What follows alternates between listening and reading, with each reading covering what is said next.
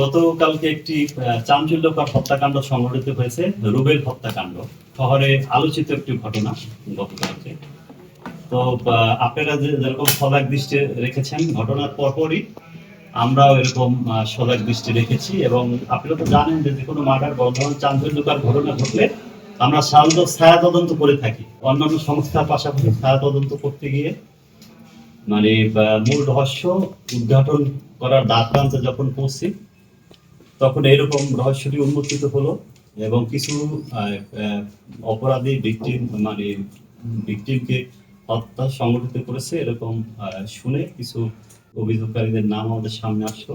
Ramakrishna mission রোডে একটি বাসাতে ভিকটিম রুবেল হত্যা সংগঠিত হয়ে যাকে সে ভাড়া থাকতো, গত 1 মাস ধরে সে ভাড়া বাসায় ছিল।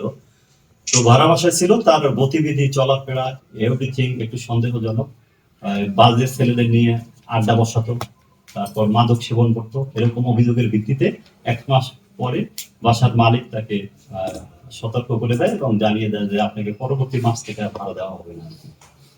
এই এরকম বিধান এক পর্যায়ে রুবেল বলতে চাচ্ছে যে ঠিক আছে, সে জোর করে অনেকটা থাকতে চাচ্ছে। এবং এই গতকালকে সকালে আনুমানিক 6টা থেকে 10টার মধ্যে ঘটনাটি সংঘটিত হয়।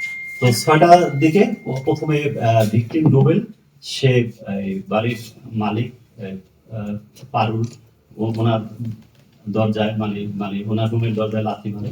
তারপর দনি তার ছেলে তার দরজায় লাথি মারে। তাদের সকাল 6টায় ঘুম থেকে তোলে এবং ব্যাপক বাক বিতণ্ড হয় এবং সে জোর করে ওখানে ভাড়া থাকতে চায়। এরকম পর্যায়ে একটা অপর্যায়ে পারুলকে শ্লীলতাহানি করে, ভিকটিম শ্লীলতাহানি করে, তাকে মারধর করে, বস্ত্র পরিধান তাকে আঘাত করে।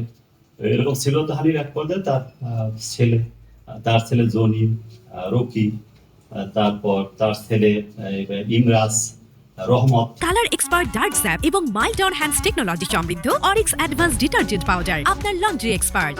এরা পরিকল্পনা করে ভিকটিম রুবেলকে হত্যা করে এবং একটি চাইনিজ কুড়াল দিয়ে আঘাতটা করে গলার এক পাশে আঘাত করে এবং উপর্যুপরি আঘাতের এক পর্যায়ে সে মৃত্যু নিশ্চিত করে।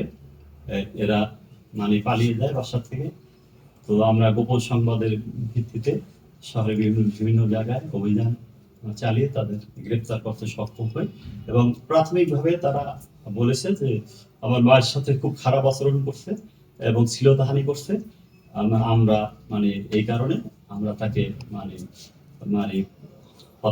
হত্যা ঘটিয়েছি আর কি, এরকম স্টেটমেন্ট এখন প্রাথমিক পর্যায়ে দিচ্ছে। এবং আমরা আরো গভীরে যাচ্ছি, এটা আরো কোনো অন্য সহযোগী আরো কেউ আছে কিনা এই সংক্রান্তে আমরা 4 জন আসামি ধৃত করতে সক্ষম হচ্ছে।